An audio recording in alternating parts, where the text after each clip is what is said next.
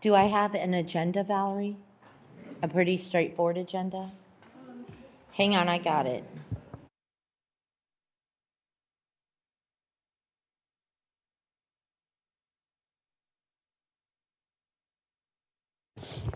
Good evening. The time is now 6:33. I'm going to call the Tuesday, June 16th, 2026 City Council Budget Workshop to order. We have a notice from Marissa that she would be traveling during this time and unable to make this workshop. Can I have a motion to excuse? Make a motion to excuse Marissa. I have a motion by Ms. Brown and a second by Ms. Councilwoman Roberts. All in favor, say aye. Any opposed? The ayes have it. Okay. You got a text? Okay. Would you like to make a motion?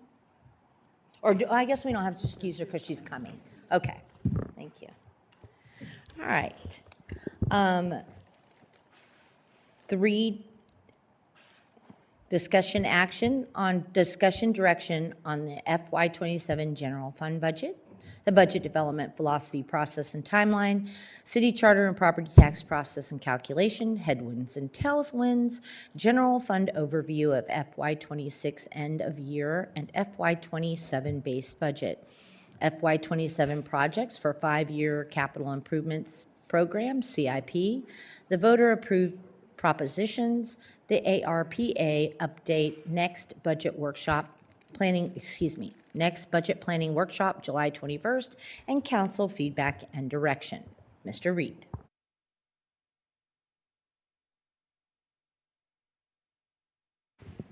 Good evening, Mayor and members of City Council. Thank you for being here at your first budget planning workshop. You'll remember you really started the budget when you went through your strategic management workshop. And before I get into some opening comments, before I hand this over to Anna Miranda and then later to Brian Huggins, I want to remind you that there were some follow-up items from the strategic management workshop. And one of them was in your problem to solution space. You had worked on stormwater management. We did a great job working on that together.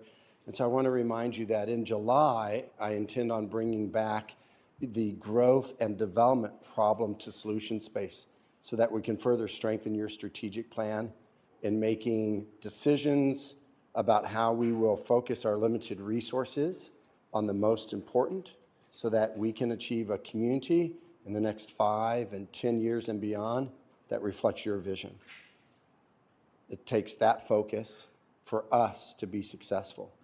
And I've been in some regional meetings lately, and I'm really pleasantly surprised to hear people know you have a strategic plan and that we've been using that strategic plan. So the word is getting out that we're really focused on what's important in Cibolo and that you all are making these incremental and difficult decisions to lead us in the right direction. So tonight, you're continuing your work on the FY27 budget, and this is really the first time you're looking at some numbers. Now, we don't have the budget for you tonight. We're giving you some broad overview of preliminary revenue projections, preliminary base budget costs, and everything else that the mayor read per the presentation that is now up on the board. And we're focused on the general fund tonight. Next month, at the next budget workshop, we'll look at all the other funds so that you can start to look at the funds that are much smaller and easier to understand versus the general fund. So this is a team sport. It requires staff to compile the base budgets, which has been completed, from the current year to reflect the next fiscal year. Base budgets are just what you have. It's not adding people. It's not adding equipment. It's maintaining, right? So in parks, we put budget in for maintaining our parks. That's it. So that's been done, and that's part of what Anna has included in her overview of what's our basic expenses projected right now. It involves Anna Miranda synthesizing that raw data entry into a concise reports to present to you. It involves leadership by the city manager's office to help the council, the staff, connect dots between council's strategic plan and the budget, not just for FY27, but beyond. It requires council to provide guidance and make decisions to support your vision and for you to give us the direction you want us to go. And it requires city council and the staff working together to collaborate, to ensure that the information is complete, that the process is clear, that your questions are answered, and that it leads to a balanced budget that demonstrates sound governance and prudent financial management. The budget should support the outcomes that you want this organization to achieve, to propel us forward, to be consistent with the direction of your strategic plan. Tonight, Anna will present a snapshot of where we are with the data available, such as preliminary tax roll information, sales tax revenues through 2 months ago. So in another 6 weeks, we'll have a couple more months of revenue from sales tax. And so tonight is preliminary. It's going to be a moving target. Where does the final formal tax roll look versus the preliminary? A couple more months of sales tax revenue. Are we still hitting those projections to give us confidence that our projection for FY27 is concise? We will sharpen our known and estimated expenses. So Anna continues to work with every department head. She looks at that raw data entry. Was there a fat finger on something that added a 0? Or we did not enter a cost somewhere? And so as we continue to refine the expenses, get clarity on the revenues, and then we present a base budget to you within the next 4 weeks to 6 weeks, you're going to see numbers change. So tonight, it's a snapshot. Tonight, we also want to try something new, so give us a little bit of grace. Following the presentation by Anna and your questions and our responses, Brian Huggins will lead an exercise using visual aids that are up here on the wall and that you have copies of, intended to explain our major costs in the general fund. We thought, is there a different way that we can explain to you why does it cost so much to add a police officer? What does it cost to actually add a firefighter? Or in public works, how do you assimilate a streets or a parks division and the cost behind it, particularly around the people? What we'd like through this exercise is to find out from you, did this add value, all of this information? Does it help explain the budget? Could we do it better? So I certainly hope that you can give us that feedback after we go through this tonight. With that, I'm going to let Anna take over and go through the presentation. Do you have any questions at this point? Okay. Anna, are you going to stand over there? I can work the slides so that they're not twisting their neck to see you. I think that would work.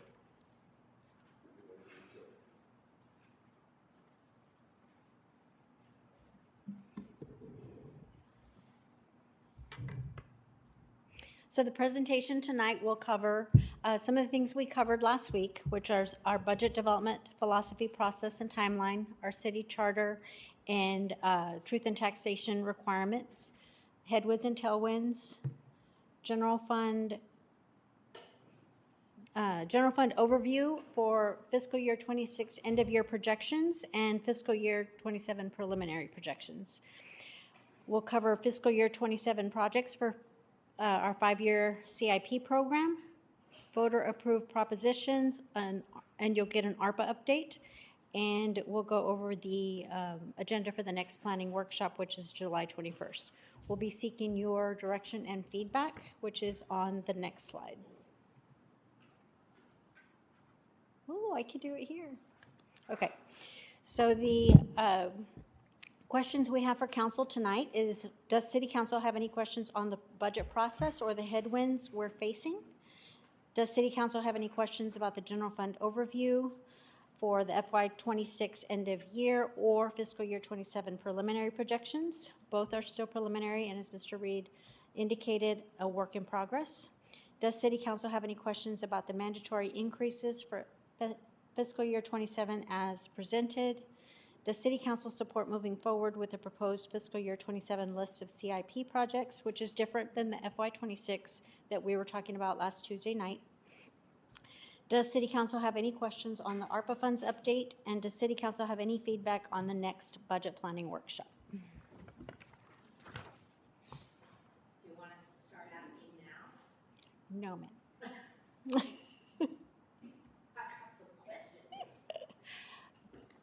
We can go through the presentation, and then I assume your questions are related to your review of the presentation. You can ask them as we're on the slide or after. Yeah, whatever. That's why I sent them ahead of time.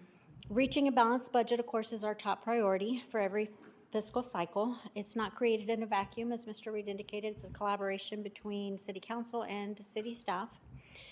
Our goal, of course, is prudent financial management, making conservative, realistic estimates to ensure viability, having strong reserves and liquidity to be able to maintain, to be able to respond to emergencies and maintain our credit rating. A well-structured capital plan, which ensures infrastructure needs are met without overburdening finances. And then a city's 5-year capital improvement plan, fund forecasting, and regular budget monitoring to provide stability and transparency. Can you please define balanced budget? A structurally balanced budget would be where recurring revenues equal recurring expenses. One-time revenues or fund balance could be used to support one-time costs, but to be structurally balanced, you'd want to have recurring revenues supporting recurring expenses. Thank you. I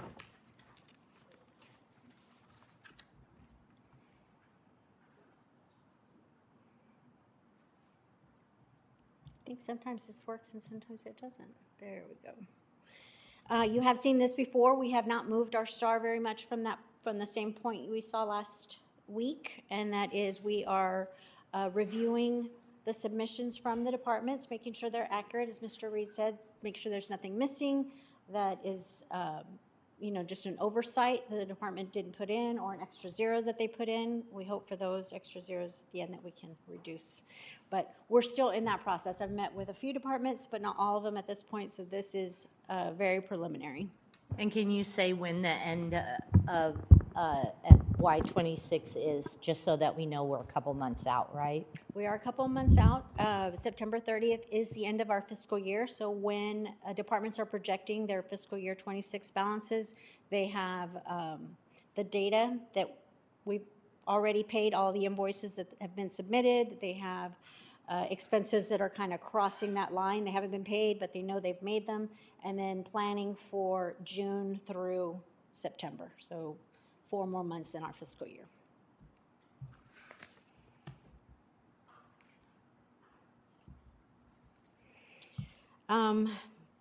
We will continue to monitor our sales tax. As Mr. Reed mentioned also, we are 2 months behind on sales tax. In June, last week, we received April's number. We remain on target for fiscal year 26. It was slightly below our forecast, but we had a couple of data points that were slightly above. So overall, we are still slightly over our target for this point of the year. The last number was still 5.5% over the prior year number for the same month.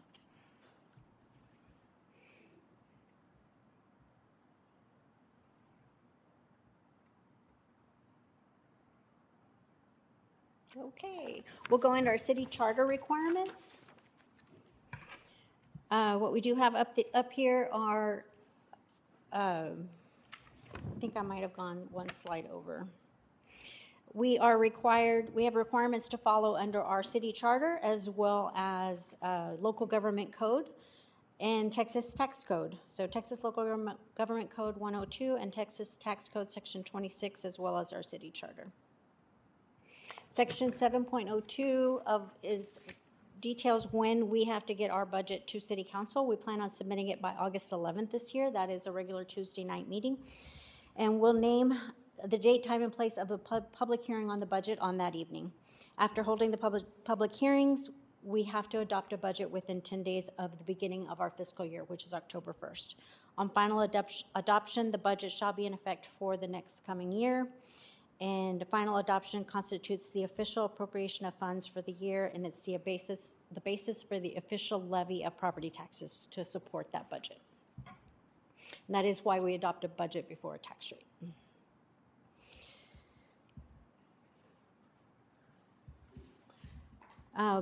Under section 7.10, along with our proposed budget, our charter requires that we submit a 5-year CIP program with cost estimates and timelines for each project included. The total tax rate is made up of 2 components, the M&O rate, which supports the general fund of the city.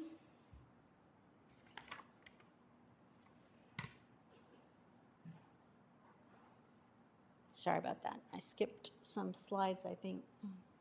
Okay. As you know, the preliminary estimates were provided by Guadalupe Appraisal District on April 30th, and they will be certified on July 25th of this year. The tax... The 12th, slide 12.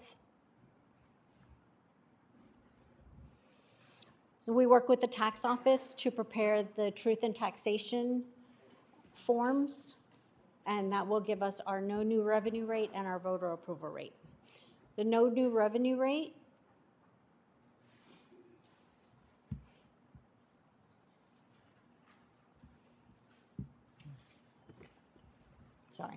The total tax rate is made of 2 components, the M&O rate and the INS rate. We talked about this at the last meeting. INS, interest and sinking, makes no sense in the concept of what it is. It is the debt rate. And so interest and sinking is what is set aside to pay for the debt service of the city.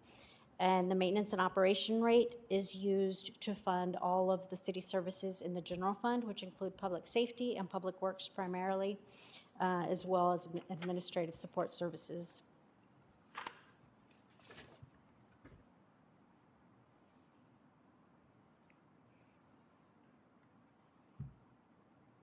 There it is. The no new revenue rate is a property tax rate which produces the same amount of tax revenue if applied to the same properties in both years. It used to be known as the effective rate, which made a little more sense to me. There's an example here in this slide that tells you how that would be calculated in very plain terms. However, the actual calculation, there are a lot of lines and a lot of adjustments that are made because, as you know, the tax roll is an always moving target with people changing property, buying and selling property, with exemptions being made for homestead or for disabled veteran exemptions, over 65 freezes. There's a lot of moving parts to it. And so it's a significantly complex calculation, and this simplifies it quite a bit. The voter approval rate is the maximum tax rate that the city can set.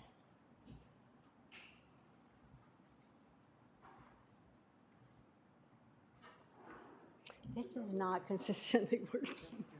There it is. Okay, the voter approval rate is the maximum rate the city can set before requiring an election to approve the tax rate. It's the sum of the M&O no new revenue rate plus the required INS rate.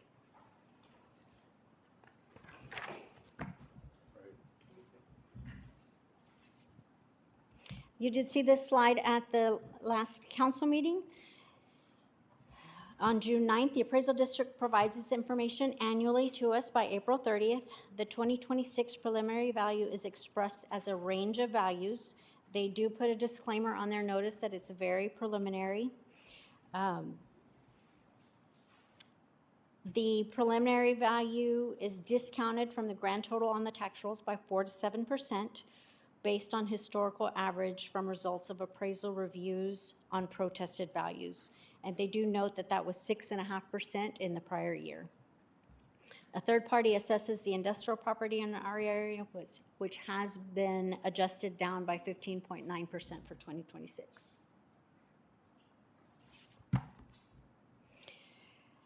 An inverse relationship exists between property values and the calculated no new revenue rate. When property values increase, the calculated NNR typically decreases, and vice versa. When values decrease, the calculated no new revenue rate increases to generate the equivalent amount of tax revenue from the prior year.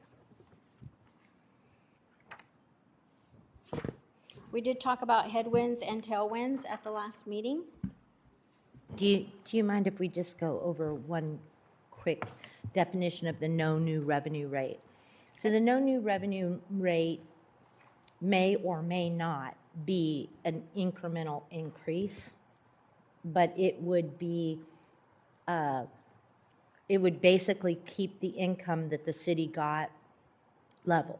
And in this particular case, because property values declined, it may increase the tax rate To to revenues the keep same. the no new revenue rate. So just so that the public understands that you could do a completely, what you would call a balanced budget of the recurring revenue paying for the recurring costs and a no new revenue rate and still have a tax increase. I just want to make sure that the public understands that. At the no new revenue rate, it would not be considered a tax increase, but the tax rate would go up if values dropped. That's an odd thing. To us, it would be an increase. Theoretically, the rate would change to a larger number, but your value and your home would have dropped.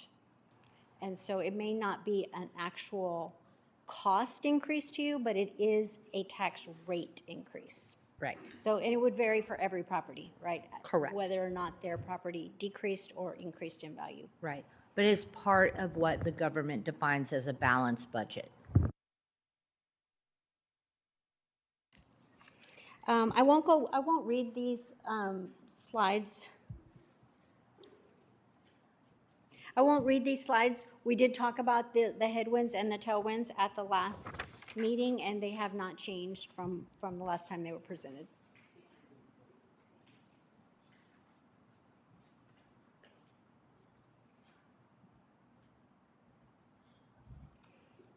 This has changed slightly, and this is the revenue projections. You saw these last Tuesday night. We did increase the projections by approximately 160,000 from 24.9 million to 25.1 million. This is a result of entering updated amounts for the interlocal agreements with both Guadalupe County for fire services and SCUC ISD for the SRO services. Department heads also have been asked to review the fee schedule to determine if any fee changes are warranted. So in July, when we come back, the revenue projections we're hoping will be changed again. So the line that says intergovernmental and transfers is from the ILAs and the SROs? Yes. Correct. Okay. Yes, and so you saw a 1.5% increase in revenue the last time that I presented this, and it's now a 2.2% increase in revenues. On expenses, this is the first time that you are seeing preliminary projections for our costs for fiscal year 27 in the general fund. Increase in salaries and benefits is a result of funding an additional 3 months of market adjustment and related benefits over the prior year, and more significantly, an anticipated increase in health insurance in FY27 of approximately 12 to 15%. So our calendar year, our health insurance changes on a calendar year, and so we would see 9 months of an increase in fiscal year 27 starting in January. We don't have any of those estimates at this time. We will likely get those later this summer. We will do what we can to keep that rate as low as possible. So if that's bringing forward some plan modifications, then we will bring those forward so council can make some decisions on that. Which one is that? Services? That's healthcare. Under services, utilities, and training? No, healthcare is under the personnel line item. So it increased from the 17.1 million in FY26 to 17.6 million. Increases in general supplies, you see a 24% increase there. It's about a $337,000 increase. Increases there are, half of that increase is related to building and park maintenance and repairs. So we are asking the departments to put more detail on that information so we can prioritize facility repairs and maintenance. This chart also shows you that total expenses overall increased 4% preliminarily. This does not include any capital. It also shows you that as a percent of fund balance, we are at 5.3 million at 25% fund balance. However, this is not a structurally balanced budget at this time. Revenues were 25 million and expenses are 26 million.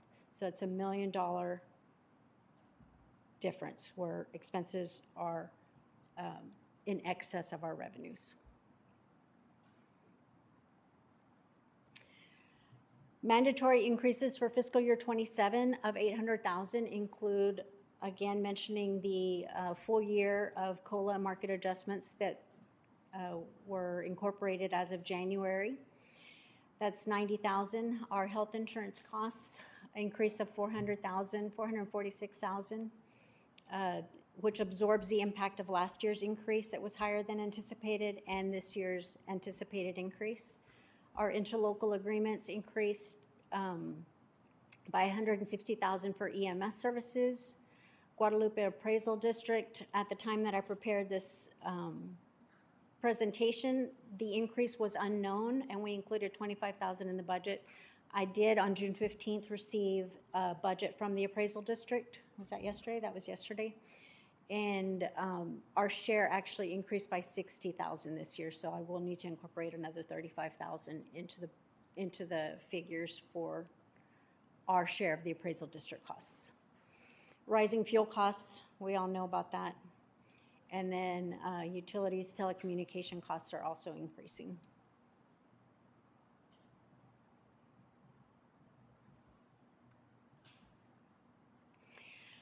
Also in the budget, an additional 245,000 that could be considered one-time costs are non-mandatory. As I mentioned, the building and parks maintenance costs increased from last year's budget by 180,000. Increases in PPE, which is personal protective equipment for public safety, increased by 40,000. And technology replacements that are due this year and can be seen as a one-time cost are 25,000. Can you describe what mandatory or non-mandatory increases are, please? Mandatory is where we don't have flexibility. Fuel costs, for example, we have to pay what the price at the pump, and we don't have a lot of flexibility there unless we took people off the streets and away from their jobs.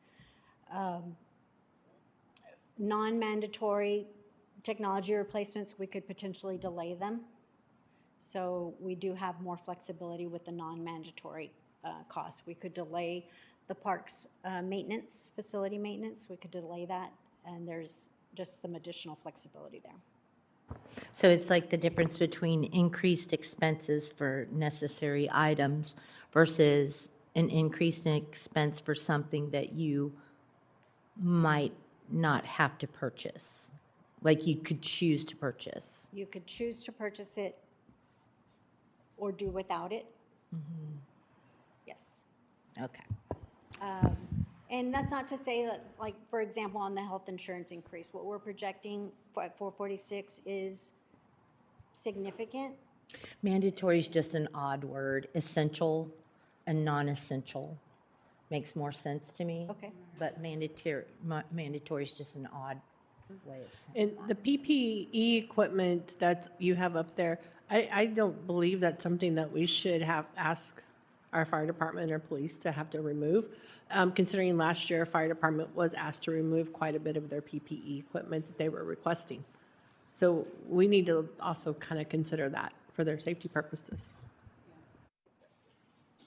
And I would these items assume- are currently in the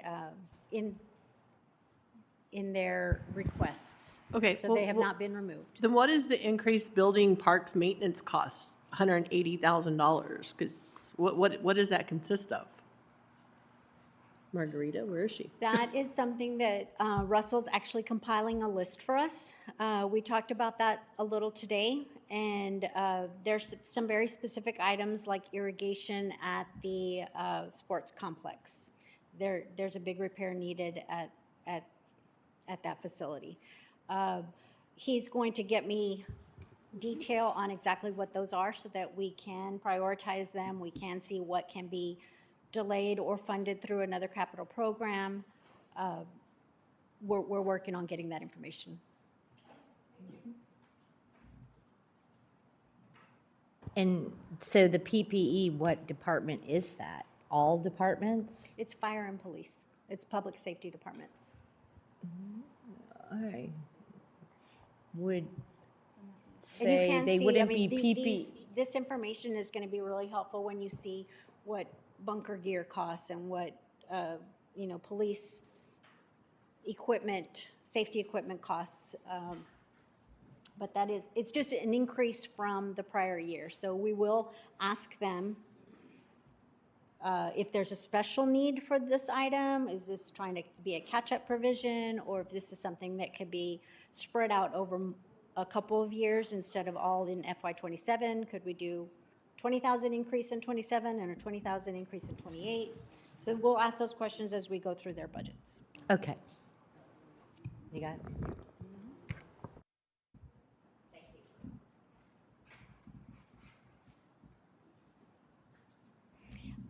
I did highlight in red corrections that I made to the PowerPoint, so I still had carried over FY26 instead of FY27, so that's been corrected on this slide. But this slide is to remind everybody in the room that there are things that have not been included in this under development budget, and it's the performance pay pool, any cost of living adjustments, any proposed fee schedule changes that are still being reviewed by department heads. There are no new positions included in the general fund, and no capital outlay requests in the general fund or other supplemental programs.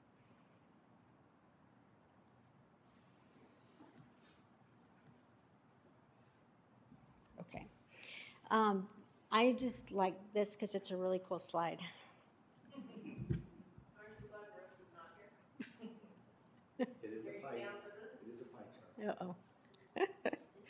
It's a double pie chart. So the graph provides a visual representation of the general fund on the inside. So of our 26.1 million, 67.5% of it is salaries and benefits. And the next highest category is service and utilities at 14%. The outer circle shows how much of that is public safety and not public safety. So of our salaries and benefits that already make up 67% of our budget, 62% of it is public safety, and the other 37% is non-public safety. And so that breakdown is provided for each category. And it does serve to show kind of what the next slide also shows, and what percentage of our budget is devoted to supporting public safety, which is a very critical need that citizens rely on the city for. So this slide does show 58 cents of every dollar of our projected expenses supports public safety. Including non-utility public works divisions, the total is 74 cents of every dollar. Administrative departments include the city manager's office, the city secretary's office, city council's budget, as well as finance, IT, communications, and HR, and other costs that benefit all departments. The total general fund preliminary expenditure projections are approximately 4% higher than the prior year.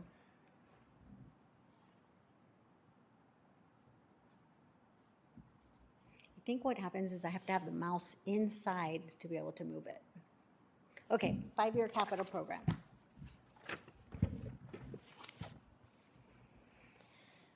Our 5-year capital program for The current year, fiscal year 26 to fiscal year 30 is projected to fund 37.75 million in projects through our INS debt tax rate of 18 cents, 18.45 cents.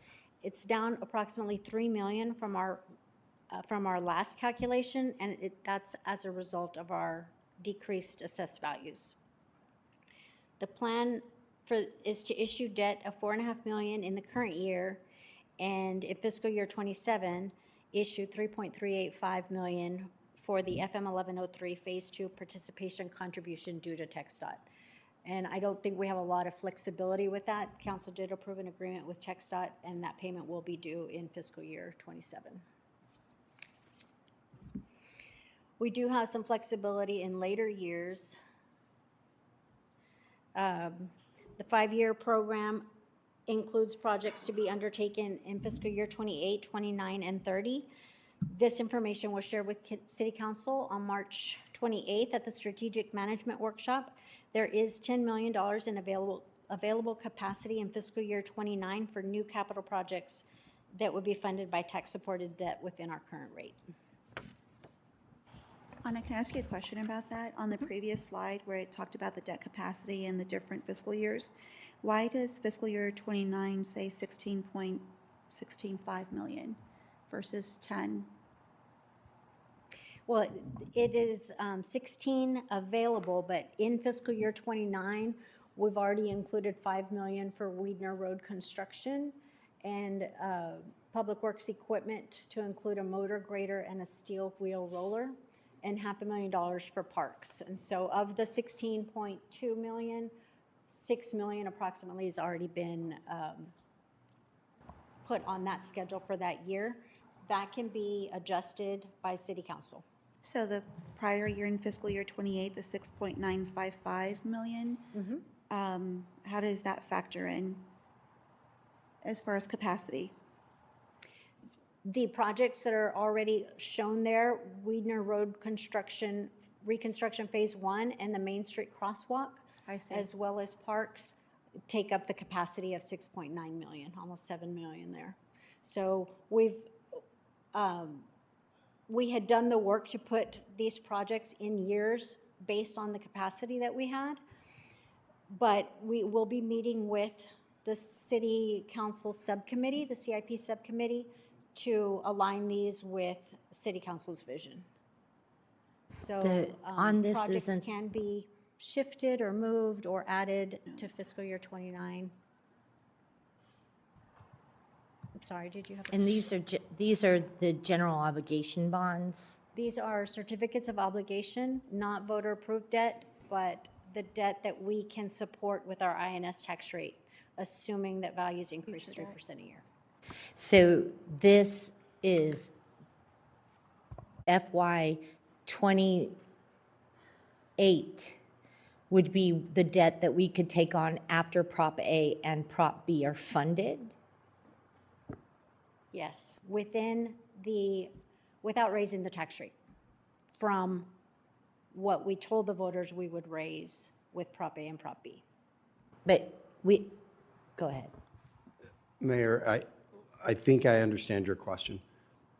So what is shown here is a 5-year CIP from FY 26, our current year, and we're very confident of the projects that would fit within that.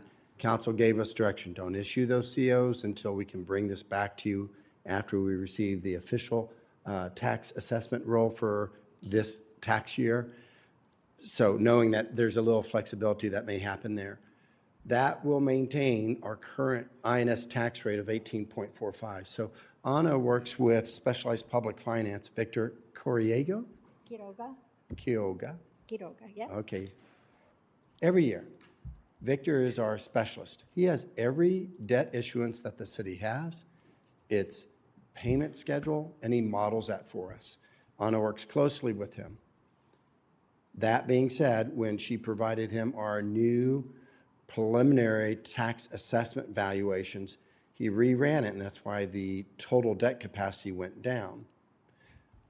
That being said, he modeled our current debt as it's falling off with the ability to issue new debt, but never raising the INS tax rate above 18.45. So there's debt falling off in this fiscal year that allows us to issue up to 4.5. And In that- FY '27, more debt falls off, and he found that we could issue up to 4 million. Let me call that 4 million. But there's some more debt falling off in FY '28 and a lot of debt that falls off in FY '29. And that's why you see the bump. This isn't Anna or Victor saying, hey, maybe we want to issue less in the first 3 years of this model and more in the last part. It's that existing debt is falling off. And so maintaining an INS tax rate of 18.45, you can see that our capacity increases in each of those years. Okay, and so the 1845 is going to stay 1845 even when we add Prop A and Prop B. This is what we need to make sure that the public understands. Because if I were looking at this from the outside, but it would seem like, okay, you're saying we're gonna maintain 18.45 on our INS, but that's not true once we issue Prop A and Prop B.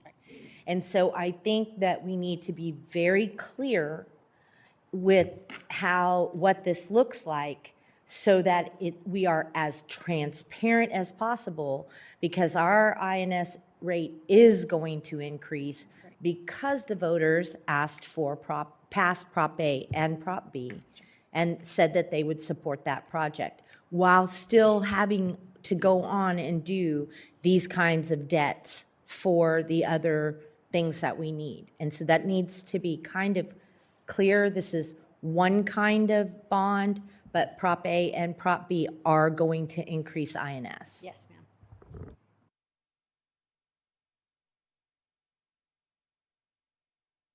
We did talk about having an upcoming meeting on June 24th with the Council CIP Subcommittee.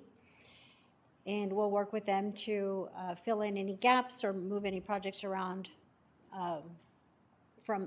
to come up with a final 5-year plan to include fiscal year 31. I do want to note that water and wastewater projects are not included in there. Any debt associated with those future projects would be supported by the water and wastewater rates of the city. And so talking about the voter-approved propositions, Prop A and Prop B, the voters were asked in the November 24 Before we move election. on, can we go back to that slide where says what is not in the 5-year CIP? Is the railroad, the sidewalks over the railroad track, is that in our CIP? No. There is in the future, if you'll go to a future year, it was in FY '28. It shows 1.2 million. For Main Street crosswalk? Yeah, that would be across the railroad. And that was a number that a year ago we plugged into this model. At your meeting next week, Margarita Hernandez worked to advance the preliminary design for the sidewalks crossing over, and there is a revised figure in there, right? There were two options. One was like 800,000, call that option 1. Option 2, which is the one that staff is recommending, was like a $450,000 estimate. And so we'll be able to refine that number if we find that UPRR actually says, we believe that number is reflective of the work that you're showing us, and we approve that work. Perfect, thank you.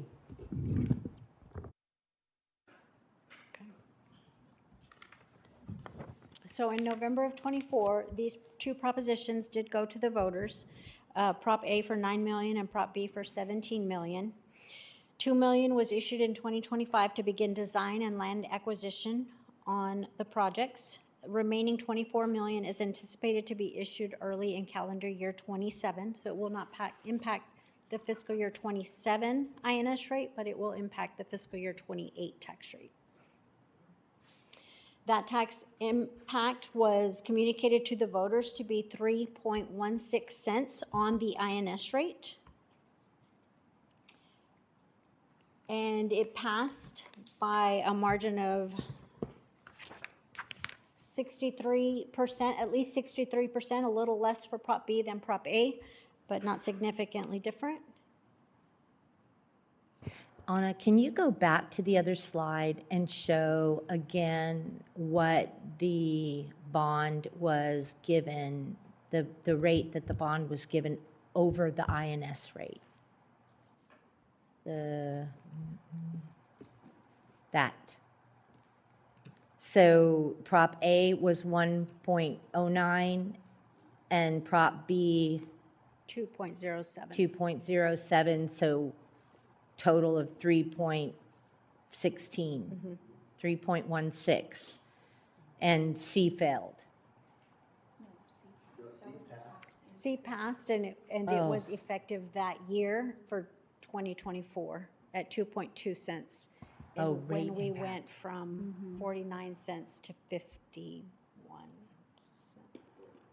We're 52.26. So, Right. so I think it's important to see that that 3.16 cents is now going to be on top of the interest and sinking rate that we have currently, which is 1.845.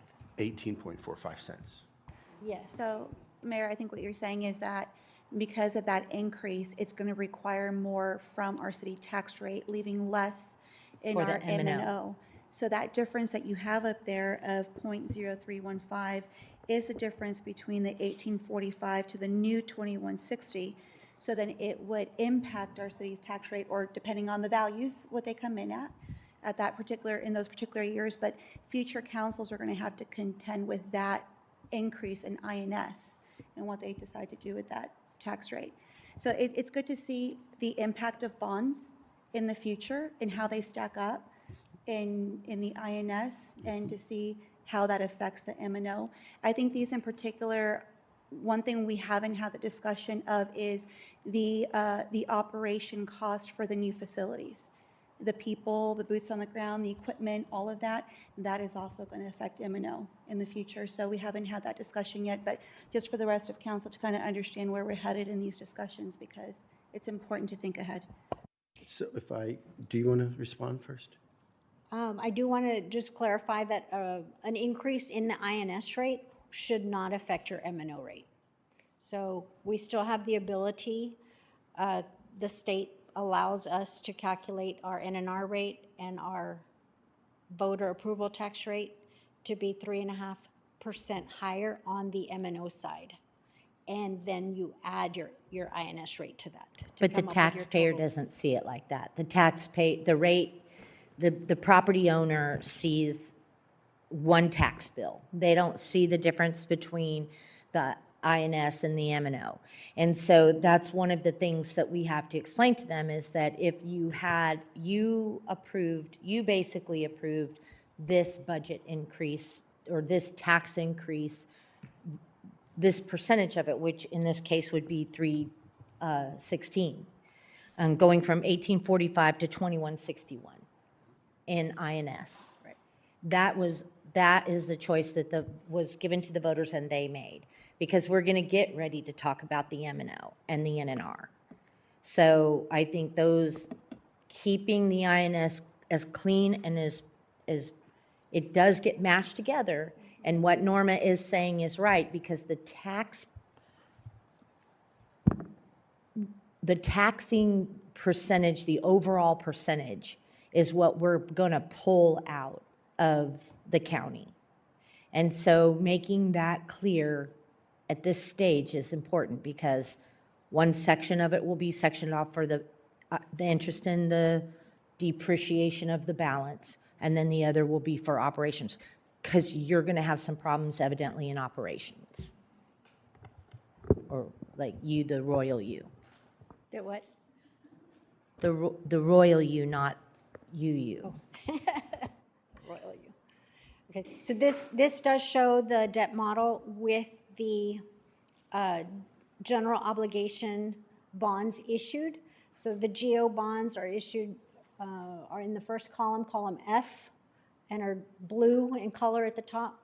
And so 25-year debt on that at 4% interest, can't read it on mine, generates that 21-cent tax rate. INS rate at the end, the 2160. And so from that point forward, the rate would remain flat at 21.6 cents going forward, including the projected 37.7 million for our 5-year program. Which is why it appears we have more debt capacitance, right? Because old debt will drop off and the 2161 will remain in place. Right. So does that make sense?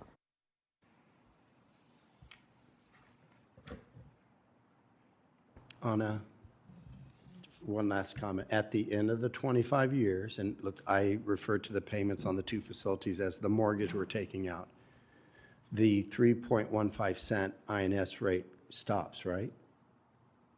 Because the INS rate is going to be increased because voters approved for a specific project, in this case two. We're allowed to have that increase until the end of the debt is paid off. Is that correct?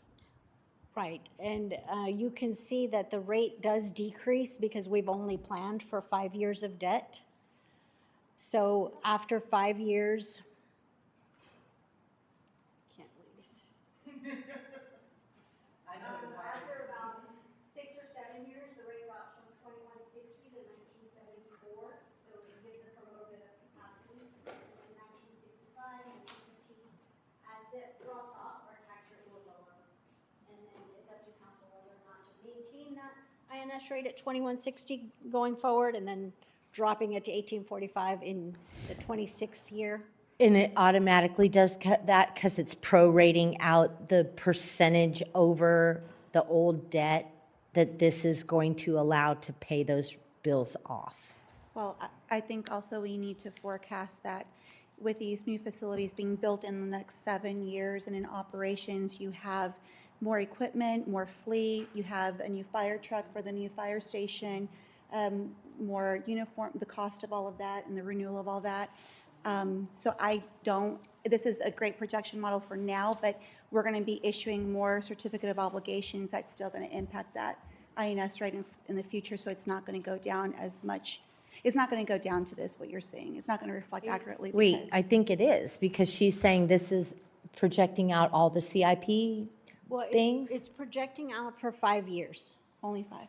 So, I'm so looking each year past. we'll add another year, and so we will, the goal is to continue to add as much debt. Are I you feel funny saying it that way, Are you but- adding? but you're adding debt so in to this model, support you're saying infrastructure that growth. there's always, the roll-off is always being added back on. Potentially, yes. That's the goal, is to maintain that INS rate to support the growing infrastructure needs of this community. If we didn't have any infrastructure needs, our INS rate would drop. But we do. Well, I mean, we can foresee that we will continue to have infrastructure needs based on the projected growth of the entire south area, and Cibolo has a lot of room to continue to grow. So I don't foresee city council opting to decrease the debt rate in the future and let our infrastructure kind of go by the wayside. I don't. really You're foresee going to say, and I think that we should be careful. City council does not have bandwidth to determine the INS. That's determined by the state of Texas. We, city council, the royal we would determine the debt. And then the debt would determine the INS. And then a policy would drive what the like if we went into debt, because in this particular case, we said 18.45 was going to be where we held it and where we tried to hold it. But then as soon as the voters approved that, now we're up to 21.61. So that the 17,000 and the 9,000 for the fire station and that's going to begin dropping off those percentages, or from the 3.16 and lowering.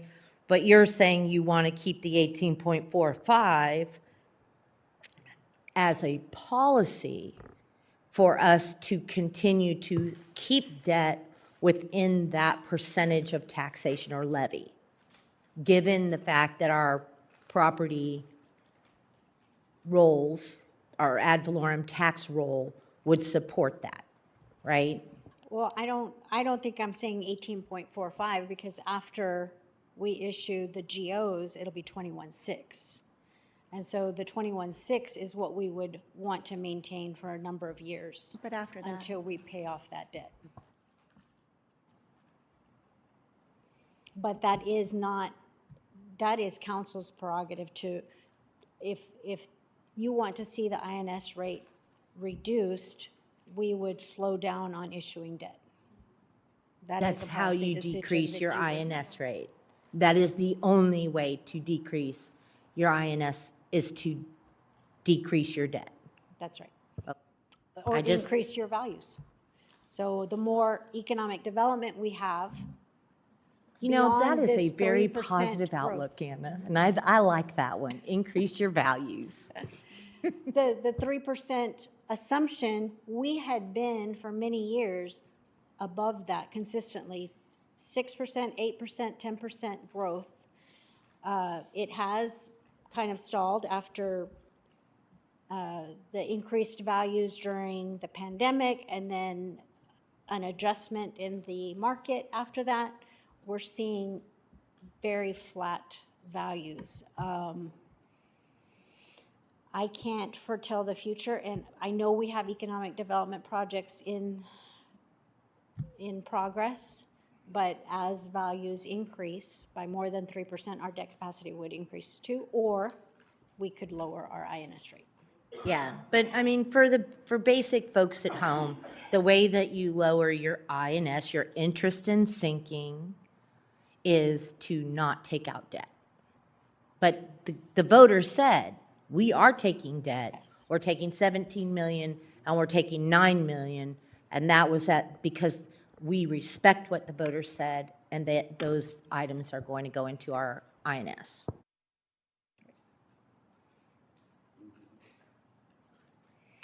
The next item is an ARPA funds update.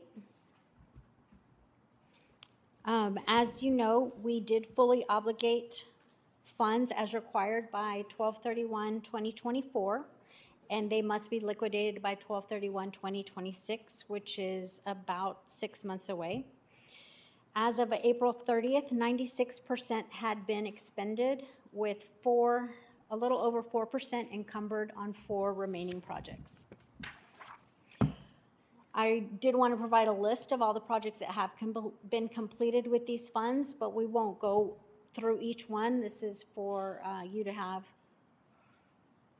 in your paperwork, in your documentation. $6.8 million has been completed in projects, and we have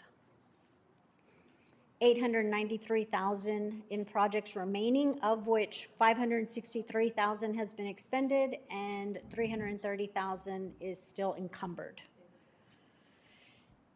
And those projects are the UDC, the Project Asset Management Software, the UDC Rewrite, Sidewalk Program Funding, and the Shady Meadows Water Infrastructure.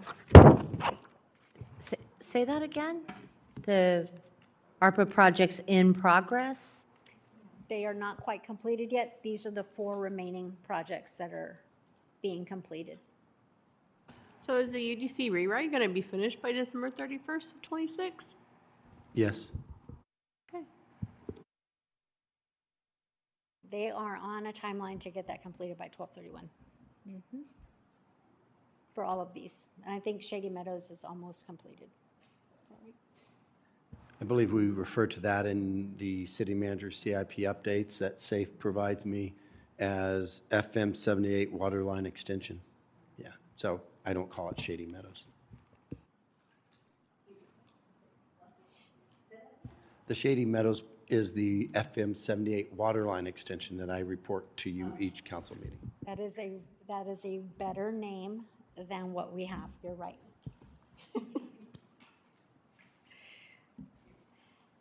To go over our next budget planning workshop agenda, is we will continue to refine our general fund projections. We'll come back to show you a development services fund, a utility fund, a drainage utility district, and the economic development fund. We do have other special revenue funds that we budget for that are quite a bit smaller, but we'll bring those back to you and highlight items of council interests like the impact fee funds and the Cibolo Fest fund, items like that.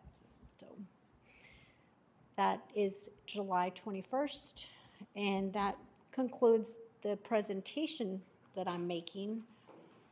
And we would like to get your feedback and direction on these questions that we initially asked. And also take any questions you have. So do you want to start with questions from you to us or questions from us to you? Would anybody, Jeff, you have any questions? You like Donetta? Summer? Randy? It was Katie? a very nice put together packet. Well, thank you. I know some of it is a haven't little looked bit at all of it. overkill because, pardon? I haven't had time to look at all of it, but So some of it might be redundant. So I did put together, I did review it. And because this is my first budget review in this position, not my first budget review, I've had opinions. I wanted to be as fair as possible. So I have a couple of concerns. And first, that I have shared with Mr. Reed and also Anna. Anna has my, this many questions. And my main focus is, one of the things, and I do want to get into this exercise that you have, so I will try to keep it kind of short. And I will also not ask all the questions. If you have any concern, if you're watching this and you have any concern, you can, Valerie has all of these documents and she can send them to you if you want to see what my questions were. But basically, the thing that I wanted to start out with is one of the balanced budget issues that you talked about is the revenues paying for the recurring expenses.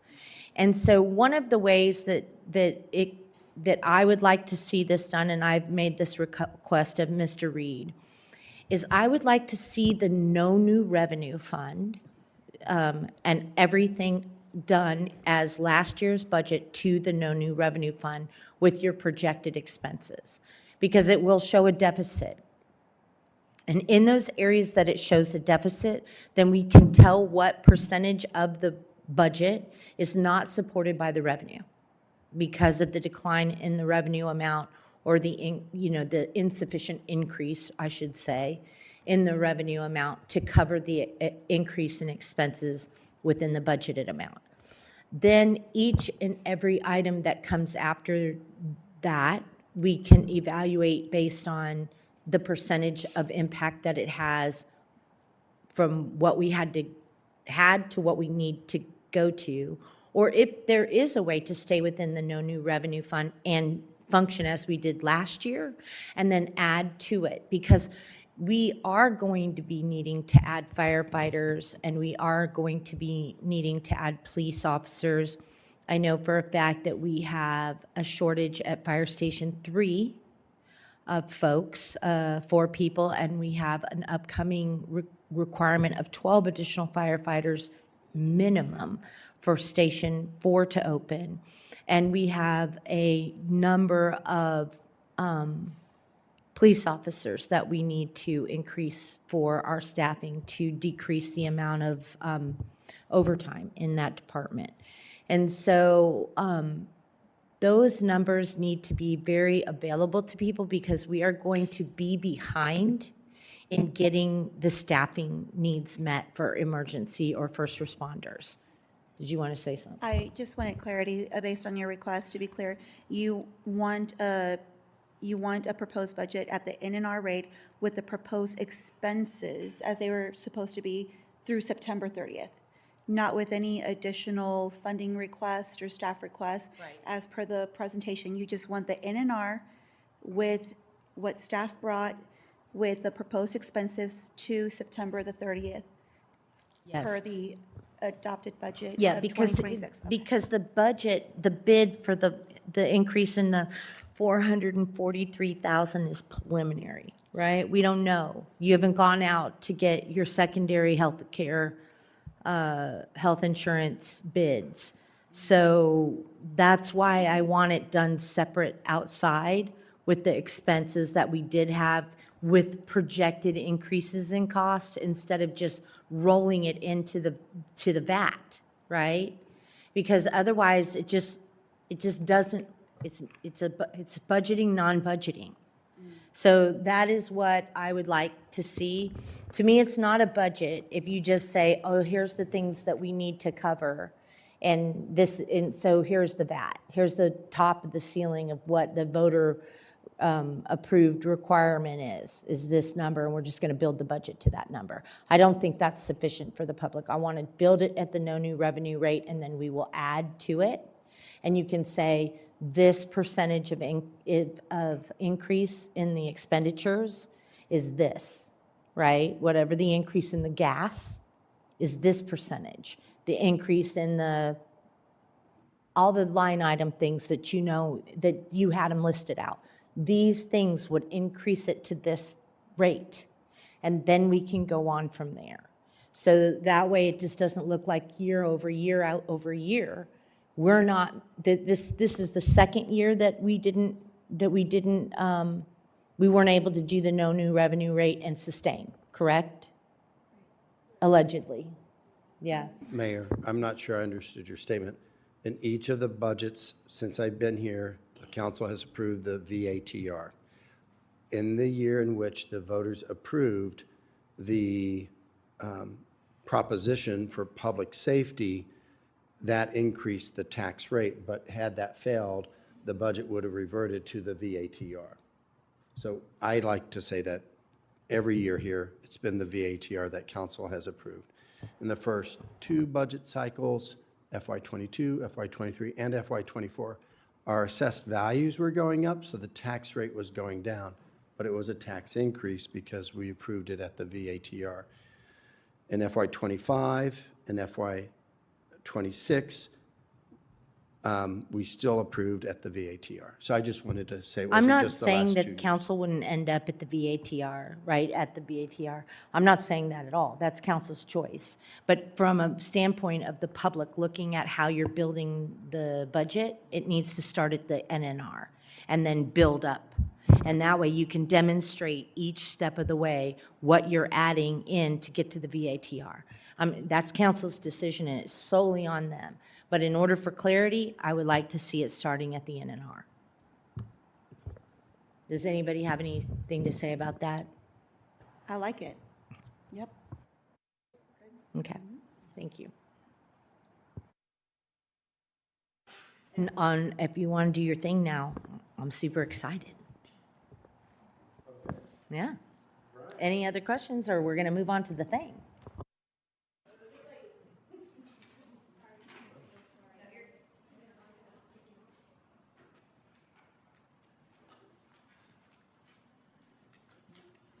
Good evening. Yes. I'm going to give you a little brief overview, and then you are. Okay. So the information before you tonight is just a visual representation of the Cibolo's general fund. This is the same information that's available to the public to review on our website. The figures before you were pulled from the FY26 proposed budget and do not include any budget amendments made throughout FY26. This was the cleanest way for us to provide a visual aid for the FY26 general budget.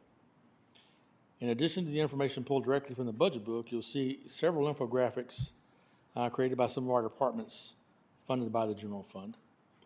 These are easy to digest illustrations of the city's cost drivers in various departments. These infographics help us illustrate the expense categories within various departments. One of the main reasons we wanted to have this exercise is to help everyone better understand the complexity of each department and what is involved in managing department budgets. A big factor we wanted to illustrate with this exercise is the real cost of adding personnel to the big three departments: specifically the police and fire departments in addition to public works. Those two departments comprise more than 50% of our general fund budget, and the biggest driver in both of those departments, actually all departments, is personnel. So when we talk about adding a firefighter, the cost is not their salary and benefits at $60,000. It's actually $130,000 once we add in the PPE, uniforms, and their training.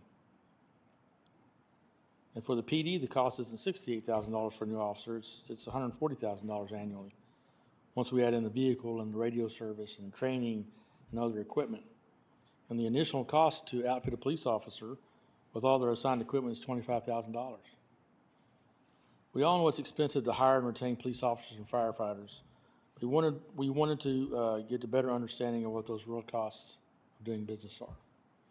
So you can see the big printouts are just snippets from the actual budget book. The budget is online.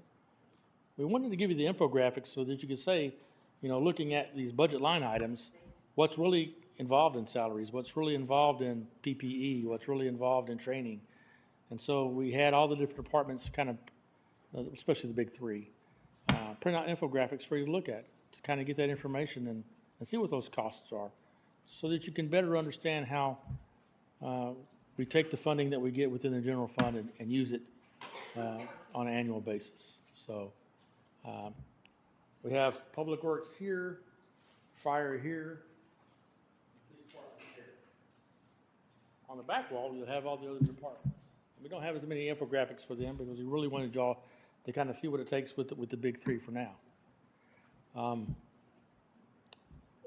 Like the mayor said, if y'all want to get up and take a look at the infographics, you'll have them all in your packet, right? But if you have some questions for the departments based on the infographics they provided, we're here to answer those questions for you. Again, this is just hopefully gets you a better idea of where these funds are going within their general fund. That's what it's all about. So I'd be happy to answer any questions for you or let you take a look at and see what we got. I will add one caveat. So general fund, but we did have Public Works actually provided the infographics for utilities and drainage as well, even though they're not in the general fund, just so you can see it all at one time.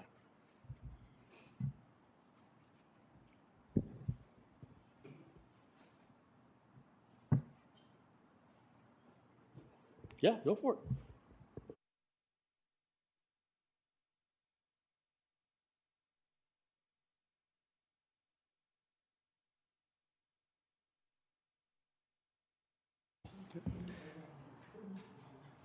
And one thing that Brian and Anna have talked about is some of these infographics might be a way of illustrating in the actual budget book the costs that are numerically represented each year, right? So we think that some of these graphics will be helpful in the adopted budget.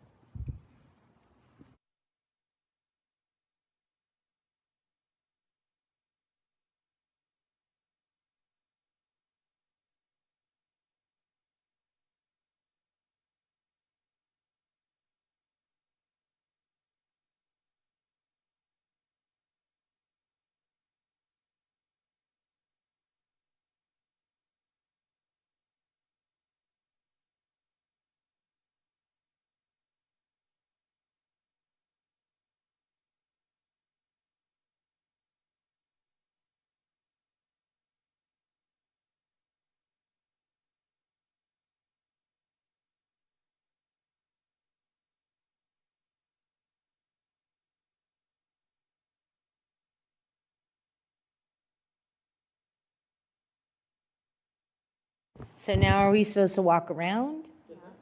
Oh.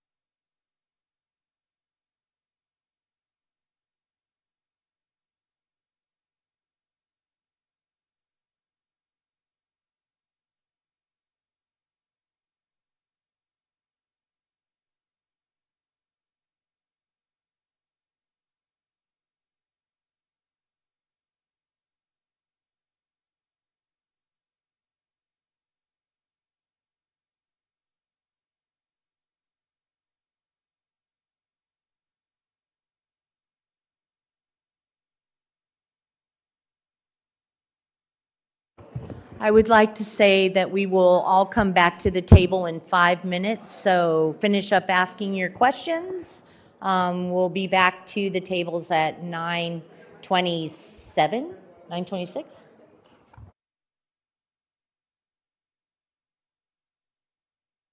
I'm sorry, 8:26?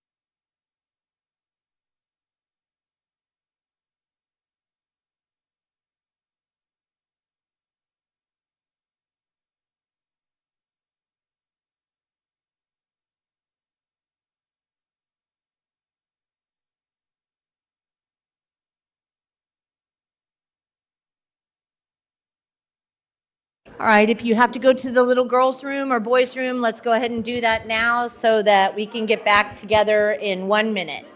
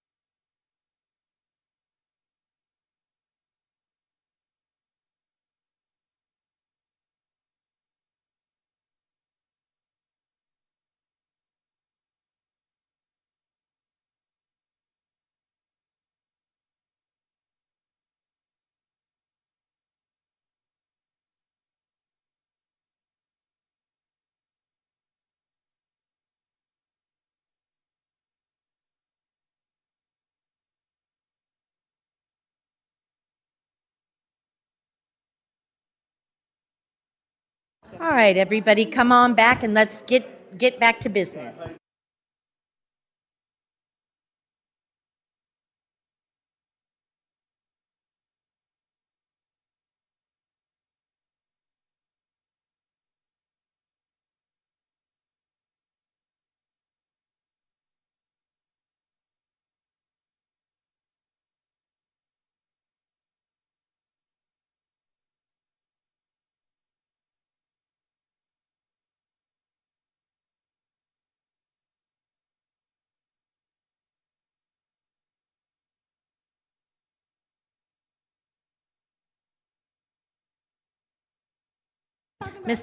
Mr. Reed?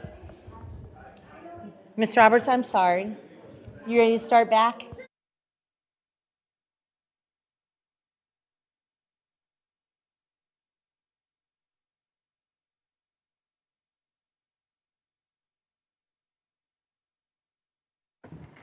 Are you ready to bring us to a close, Mr. Reed? Yes, Mayor. So the takeaway, we wanted to ask, did this add value? I think the biggest value I was seeing, one of them, was all of you talking with the department heads that are here. So I appreciate that you took the time to converse with them, be it about what's up here or whatever was on your mind. But I want to ask, are these illustrations valuable? And do they add value? So think of it, they'll make their way into the budget book to help people understand by illustration some of the costs that are reflected here, and this means nothing to anybody. When you start to look at this and this. Maybe we could go around and everybody could give their individual feedback. Mr. McLaughlin, you have any feedback? Thank you. I think it would be helpful, because what you're showing at the bottom of each one of these is if it was fully staffed. Right. If for us to know, okay, right now we only have X number of employees in that particular department, just so we have an idea. But yeah, we need to look at that, getting everybody fully staffed. But right now, we know that we're not fully staffed in all areas. Right. So that's all I saw. Thank you. Thank you. I thought this is very informative. I love the breakdown of, the true cost. You're right. When I see that as a resident, I'm like, what does all that mean? And when you break it down, unfortunately, in pictures, it's a little bit easier to read. But what was even more informative for me is the SRO program. I didn't know a lot about that, nor did I understand the complexity of how it is being ran currently. So I do appreciate being able to go over that as well. And then seeing around the room, I know that City Council is really killing the budget over there with that $10,000 or whatever it is. 8 employees. We have 8 employees. Right. But no, this was extremely informative. Thank you for my first time. I needed this. Thank you. Ms. Sanchez Stephen. I remember my first time and it wasn't like this. It was more, yeah, fund this and what bucket will it come out of? It was very intense. No, this was really great. I feel like it was going line item available, the staff was available that we can ask questions for clarity. I did not see that side of the room that it was available, so I'll need to go over there afterwards. But thank you to staff for being here, answering questions. It was a lot more personable rather than just being spoken. And I know a lot of times presentations, it's a lot of speaking at, but it was very engaging and I appreciate that. Thank you. My analogy in life is pictures are worth 1,000 words, right? So when you put it into perspective like this, it's a lot easier to understand. And if we were to show this to our folks in town, our citizens, people don't realize how much it costs for a police officer or for a firefighter. Right. And to interact with the guys here and just hear the different things, there's things I just didn't realize. A lot of the police officers' duty equipment has a limited lifespan now. And it has an expiration date, and we can't use it past that. So what to us may seem like we're just buying it to buy it, but we can't because there's a liability. We can't keep it. Yes, sir. Thank you.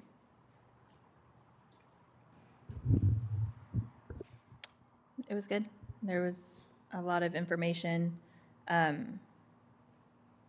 know it's difficult to understand and digest everything, but we are really behind on a lot of things for a city growing this fast, and trying to maintain status quo in our budget is not realistic or sustainable.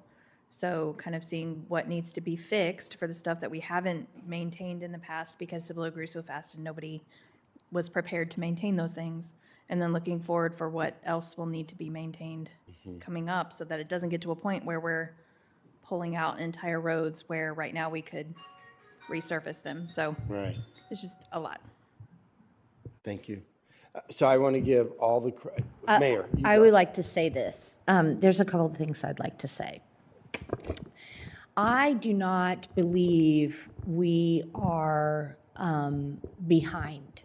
I think what happened is we grew, and we grew as kind of a very scrappy, determined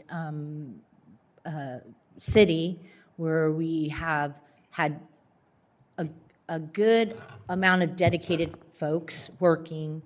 And so now we're at the point, kind of like the tipping point with the expansion of the animal services building, the expansion of the Firehouse 4, and even just having, I mean, I don't think people realize this, but we were not a official professional fire department until 2018. Think about that. And we have 3 firehouses right now, one which we need additional members to staff, plus the new firehouse that we need to staff with trained firefighters. You need to have that protection, that layer of protection for folks, as well as increasing our police patrols since our new police chief has come and done the geographical policing, which has had a more impact on prevention, crime prevention. And so those things, we're not behind in that. We've done a great job of getting there. And now we're at the point where this year, maybe, if we're going to staff the emergency services, we're going to have to make a decision about what that looks like. I don't think that our administrative offices are as in dire need of fulfillment because in some of economic development and some of what we're doing in economic development is going to drive a more robust sales tax. But for right now, people need our firefighters and people need our police officers to be on point and there and serving the community. And so those are the things that I see from the presentation today that we need to really look at investing in. And also being cognizant of the fact that we will have the animal shelter and the new fire station coming online and the need for human beings to staff those things. So with that being said, I think this was a good presentation, and I appreciate all of your staff being here and working diligently to do this. Thank you. So Mayor and council members, I'd like you to give credit to Brian Huggins and the people that are sitting back there for this exercise. So a round of applause. So it was Brian's idea, and then he started with PD because he knows that shop well. They created the graphics, and he went to each of the departments that's created these graphics. And so if it's Public Works, it was Safe and his team. It was Mario and his team doing fire.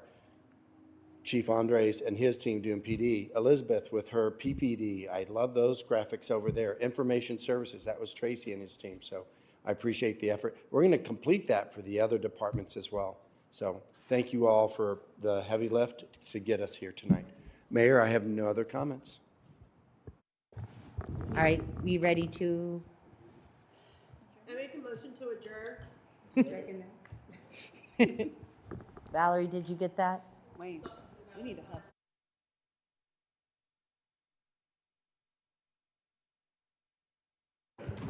Sorry, I didn't. Bye, bye, bye.